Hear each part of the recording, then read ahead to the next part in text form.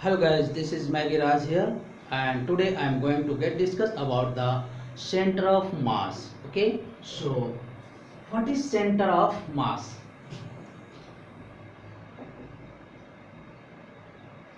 इसको हम शॉर्टकट में COM या CM भी लिखेंगे. Okay, so center mass is a point on the system. Okay, where total mass of the system or body works okay और attached. मतलब एक ऐसा पॉइंट होता है centre of mass. Centre of मास को ऐसा मत समझिएगा कि ये मास है जैसा नाम बताया गया.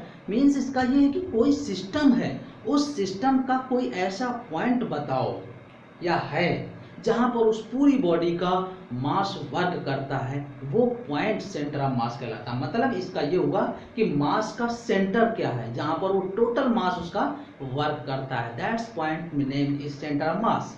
उस पॉइंट को सेंटर ऑफ मास बोलते हैं. So according to this centre of mass is a point on the system where total mass of the system attached called center of mass. So let me discuss here.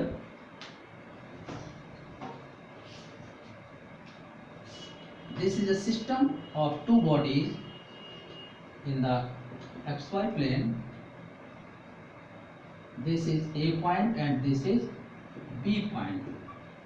This length is R1 and this length is R2. And center of mass, let this the point where work its total mass, center of mass, whose length from the center is R. Okay, here the mass is M1 and this is M2. Okay, so let me consider two masses M1 and M2 which are placed at a point A and B from R1 and R2 length from the origin, and its center of mass lie at point C whose length from the origin is R. So here we can say that dP by dt or resultant force F equals to F1 plus F2. अगर दो block हैं तो हम दो कर सकते हैं, ज़्यादा होते तो और ज़्यादा ले लेते हैं, F1 plus F2 plus F3. But F equals to क्या होता है dP by dt. So according to this F equals to dP1 by dt plus dP2 by dt. देखिएगा d अपॉन dt बाहर कर दें अगर तो ये हो जाएगा P1 plus P2 equals to F. Okay, और P की वैल्यू क्या होती है where P equals to mv mass into velocity. So according to this F equals to d by dt M1 V1 plus M2 V2, and V is also where V equals to dx by dt. So according to here we can write this dr by dt. So this will be written as like d by dt M1 d by dt R1 plus M2 d by dt R2. तो d by dt यहाँ से भी common ले ले तो हम लिख सकते हैं d square upon dt square M1 R1 plus M2 R2. ये हो जाएगा F. अब देखिएगा ये d square by dt square अगर ये कंप्लीटली r के फॉर्म में बन जाए तो ये एक्सीलरेशन बन जाएगा, क्योंकि एक्सीलरेशन की वैल्यू क्या होती है d square r by D T square या D square X by D T square. तो इसके लिए फोर्स तब सेटिस्फाइड होगा जब force equal to m into A होगा. अगर ये कंप्लीट ए के फॉर्म में तो यहाँ पर क्या होना चाहिए, मास टोटल होना चाहिए m1 प्लस m2 और अपॉन m1 प्लस m2. ऐसा करने से कोई चेंज भी नहीं आएगा. D square upon D T square m1 r1 m2 r2 ऐसा हो जाएगा. अब इस मास को अंदर कर दीजिएगा तो F इक्वल्स टू आ जाएगा m1 प्लस m2, ये आया d square upon D T square m1 r1 plus m2 r2 upon m1 plus m2. जो कांस्टेंट वैल्यू है वो डिफरेंशियल वैल्यू के अंदर लिख दें चाहे बाहर लिखें उस पर कोई इफेक्ट नहीं पड़ता. So this mass will be constant value, so we can also write outside it और inside it. So it will be written as F equals to M1 plus M2 d square upon dt square r इस form में लिखा है. तो ही ये बन पाएगा m into ए, इसको सेटिस्फाई करेगा. तो इसका मतलब ये a तब बनेगा जब इसको हम क्या लेट कर दें r. तो ये r क्या हो जाएगा RCM. और कंपेयर करिए, देखिए इसकी जगह ये लिखा है d square upon dt square, इसकी जगह ये लिखा है. तो RCM की जगह क्या लिखा है. So on comparing RCM equals to M1 R1 M2 R2 upon M1 plus M2. So this will be the formula for RCM. Okay. So here we will discuss about the two masses M1 and M2 which are present in the system. So for n masses, if they are present n masses in the system, then what will be the value of center of mass? So let me discuss here. This is a system where M1, M2, M3, M4, Mn several masses are present here whose center of mass work in this point Cm, whose value is RCM. Okay, and all these values are R1, R2, R3, R4, Rm. So let several masses M1, M2, M3 dot Mn are present in the system at a distance R1, R2, R3 and dot Rn, who from the origin O, whose center of mass lie at point C in the system, whose length from the origin is RCM. So its value will be RCM equals to M1 R1 M2 R2 plus dot Mn Rn upon M1 plus M2 plus M3 and so on. So according to this we will solve the nth particle whatever be present in the system, that center of mass will be this. Okay, and now we are going to discuss about the center of mass in 1D, 2D, 3D and so on. So first of all, center of mass in 1D, one dimension, means on x-axis. So let this is a point O here, M1, M2, M3 and several masses which are present at a distance x1, x2, x3 and Mn के लिए हो जाएगा xn. देखिएगा, ध्यान रखिएगा, जब आपको question given होगा तो वहां पर जरूरी नहीं कि ये सारी लेंथ आपको ओरिजिन से दी ही जाए. पर्टिकुलर गैप में भी दे दिया गया कि several n masses or 4 masses or 10 masses which are placed at a 1 meter apart on x-axis whose masses are this. Okay, so आपको ओरिजिन से ही निकालना है टोटल लेंथ मास के लिए. तो इसके लिए x बार या xcm लिख सकते हैं m1 x1 m2 x2 plus dot mn xm upon total mass m total, या जिसकी वैल्यू हम लिखते थे m1 plus m2 plus m3 dot mn. तो इस तरीके से ये हो जाएगा. आइए देखते हैं question. Let 2 kg, 4 kg, 6 kg masses are placed 2 meter apart, 2 meter apart. देखिए, so what will be its center of mass? x bar equals to, पहले मास के लिए हो जाएगा m1 x1 2 है, सेकेंड मास के लिए m2 और x2 की वैल्यू है, यहीं से काउंट करेंगे तो 2 और 2 कितनी हो जाएगी 4. x3 के लिए 6 इंटू टोटल लेंथ कितनी हो जाएगी 2 2 2 6 अपॉन टोटल मास 2 4 6 6 12 की. तो x bar equal to 4 plus 16 plus 36 upon 12 ये आ जाएगा. तो कितना आ जाएगा 16 और 4 20 अपॉन 12 इतने. और ये मीटर में लेंथ थी तो मीटर हमने ध्यान दिया. हमने स्टार्ट में ही ये बात डिस्कस की थी कि सेंटर ऑफ मास नहीं है, it's a particular length at a point where its total mass of the system will be worked works, so that length is known as center of mass. So its unit will be a unit of length whatever be given as in question, जैसा question में given हो। अब हम discuss करते हैं, सबसे ज्यादा discussion यही होता है centre of mass in 2D। अब हम x एंड y एक्सिस दोनों के लिए डिस्कस करेंगे। तो देखिएगा, जब ऐसा गिवन हो x एंड y, तो यहाँ पर सेंटर ऑफ मास जब डिस्कस करेंगे तो x बार और y बार, क्योंकि कोऑर्डिनेट जो x एंड y के होंगे वो क्या होंगे, x, y। तो इसके अकॉर्डिंग अगर हम अब सेंटर ऑफ मास कैलकुलेट करें तो ये जैसे मान लेते हैं कि ये P कोई पॉइंट है जहाँ पर x एंड y इसका सेंटर ऑफ मास वर्क कर रहा है, ये कोई system, okay.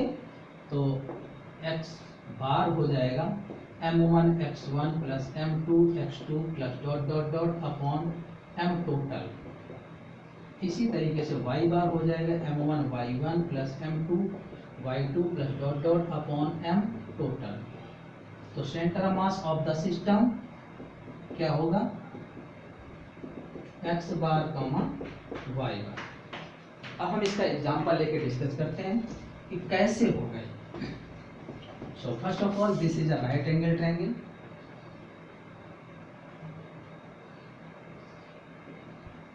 (8 centimeter and 6 centimeter). Here placed some masses 2 kg, 4 kg and 6 kg। तो देखिएगा हम क्या करेंगे, इसको एक्सिस में ड्रॉ कर देंगे। अब इस ट्रायंगल को हमने कैसा ले लिया, अपर साइड को y एक्सिस में और लोअर साइड को x एक्सिस में, और ये ट्रायंगल ये 8 सेंटीमीटर है और ये 6 सेंटीमीटर। सबसे पहले इसके कोऑर्डिनेट करिए। आप जानते हैं कोऑर्डिनेट कैसे होते हैं, x, y है। तो ओरिजिन के कोऑर्डिनेट 0, 0।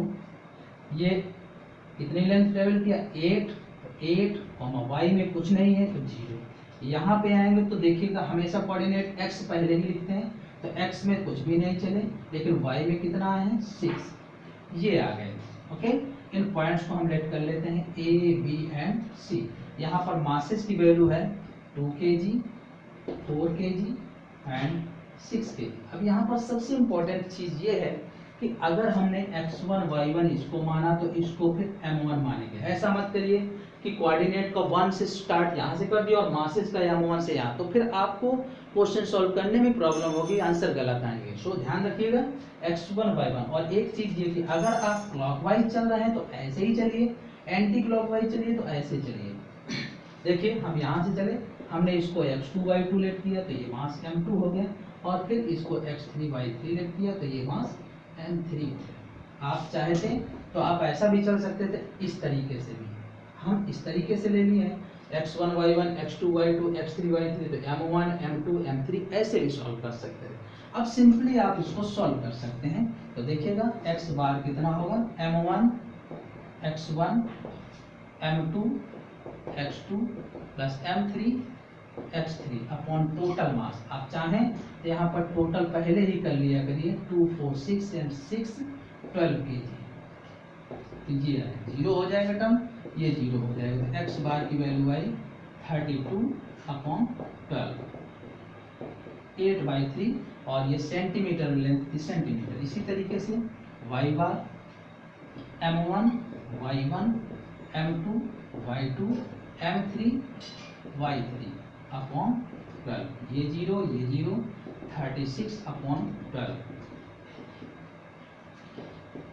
3 आ गया सेंटीमीटर। तो y बार कितना है, 3 centimetre. So centre of mass of system कितना आ जाएगा, x बार कॉमा y बार। x बार की वैल्यू कितनी है, 8/3, और y बार की वैल्यू कितनी है, 3 सेंटीमीटर। क्लियर। नेक्स्ट एग्जांपल लेते हैं। कोई स्क्वायर है,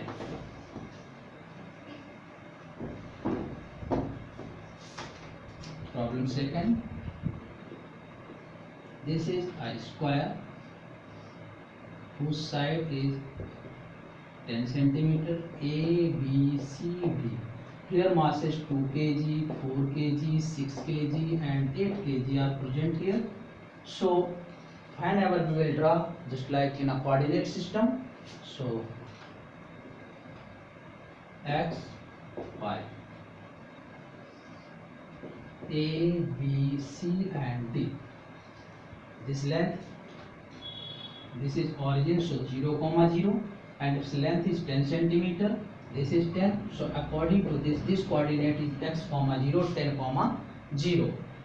This is x में 0 और y में 10 एंड दिस इज देखिए x में 10 चले और y में 10. सो इसका कोऑर्डिनेट क्या होगा 10, 10. यहाँ पर मासेज हैं 2 kg, 4 kg, 6 kg and 8 kg. अब यहाँ पर वो बात ज़्यादा जरूरी है जिसको हमने डिस्कस किया था कि क्लॉकवाइज चलेंगे कि एंटी क्लॉकवाइज. सो पहले आप डिसाइड कर लीजिए. हम चल रहे हैं एंटी क्लॉकवाइज ऐसे. तो देखिएगा ये x1 y1, तो ये m1 हो गया, ये x2 y2, ये m2 हो गया. अब ऐसा नहीं करेंगे कि x1 y1 x2 y2 x3 y3 x4 y4, ऐसा नहीं करेंगे.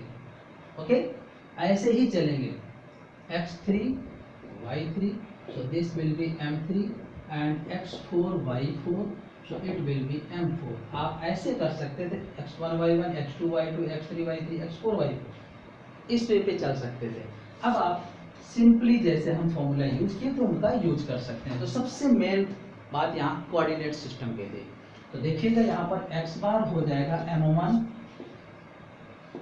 Into x1, m2 into x2, m3 into x3 and m4 into x4 upon total मास. और टोटल मास आप पहले निकाल लीजिए 2, 4, 6, 6, 12 एंड 8, 20 kg. ओके, तो ये 20 आए, ये टर्म 0, 0 एंड 0 कितना आया 60 अपॉन 23 सेंटीमीटर. एंड y बार क्या हो जाएगा m1 y1 m2 y2 m3 y3 plus m4 y4 upon 20. ये 0, ये 0, 60, 80 कितना आ जाएगा 140 अपॉन 20 कितना आया 7. तो y बार की वैल्यू आ गई 7 सेंटीमीटर. सो सेंटर ऑफ मास कितना आ जाएगा अब सिस्टम का x बार y बार, ये आएगा. सो x बार की वैल्यू है 3 एंड y की 7, तो 3,7 सेंटीमीटर. यूनिट जरूर लिखेंगे जिसमें भी गिवन. अब एक इम्पोर्टेंट कॉन्सेप्ट इसका और रह गया जो इक्विलेटरल ट्रायंगल के लिए होगा. देखिएगा अब इक्विलेटरल ट्रायंगल के लिए अगर ये गिवन हो ऐसे, this is an equilateral triangle whose side is 6 centimeter and here the mass is 2 kg, 4 kg and 6 kg are present here. तो इसका कोऑर्डिनेट बना दें. देखिएगा x y ऐसे कर देंगे.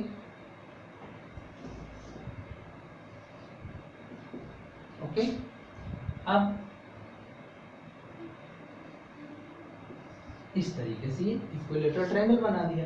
इसकी साइड है 6, तो ये 0, 0 हो जाएगा, ये 6, 0 हो जाएगा. अब हाइट देखिए, इसको इतना ट्रायंगल निकालेंगे, जब इक्विलेटरल है तो ये हाफ हाफ में डिवाइड हो जाती है. इट मीन्स ये ट्रायंगल इतना आएगा, ये 6 है, ये 3 आएगा. तो ये मान लेते हैं कि ये वैल्यू x है, तो कितना हो जाएगा 36, 6 का स्क्वायर माइनस 9 क्या आएगा 27. तो ये आ जाएगा 3√3. और वैसे भी आप जानते हैं अगर इक्विलेटरल ट्रायंगल की साइड a है तो ये होती है a√3/2. अब इससे आप देखें a√3/2, तो a की वैल्यू 6 है, 6√3/2 3√3. तो दोनों ही मेथड अगर आपको ये रिमेंबर है मेमोरी में तो आप डायरेक्ट यूज कर सकते हैं, नहीं तो पाइथागोरस थ्योरम यूज करके इसकी वैल्यू निकाल लेते हैं. तो फिलहाल ये आ गया 3√3. तो इसके कोऑर्डिनेट हो जाएंगे x में कितना ट्रेवल किया 3 और y में 3,√3. ये कोऑर्डिनेट हो जाएंगे. ओके, अब देखिएगा ये x1 y1 x2 y2 x3 y3. m1 मास है 4 kg, m2 मास है 6 kg एंड m3 मास है 2 kg. ये था कोऑर्डिनेट सिस्टम. और अब फिर हम फॉर्मूला वही यूज कर सकते हैं. x bar equals to m1 x1 plus m2 x2 plus m3 x3 upon total mass, m total कितना है 4, 6, 10 and 2 12 is 12. So x bar equals to 36 and 6 कितना आ जाएगा 42/12. ओके, तो ये आ जाएगा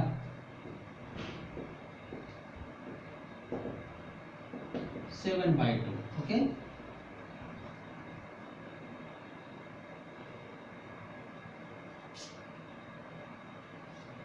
and y bar will be equals to m1 y1 4 into 0 plus m2 y2 m2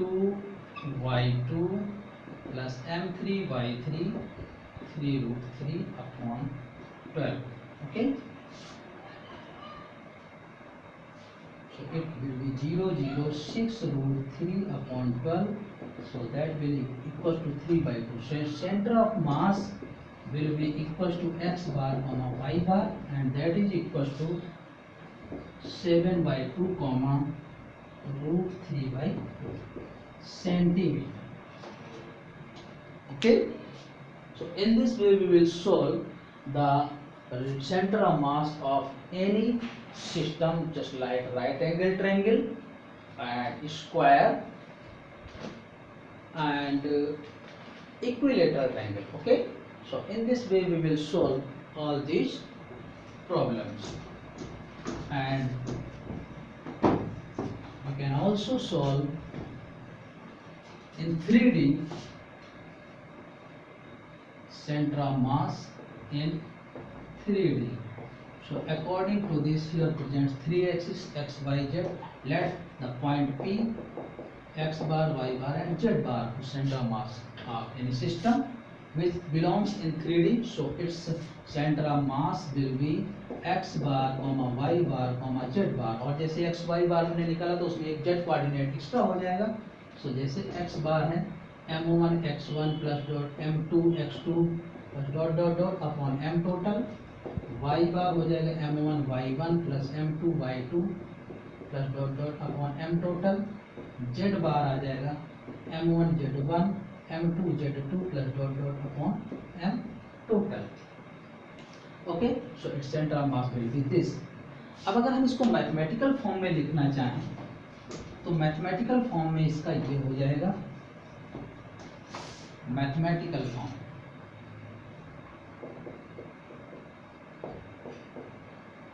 so according to this x bar अगर निकालना होगा तो x dm upon dm, y bar equals to y dm upon integral dm and z bar equals to integral z dm upon dm integral.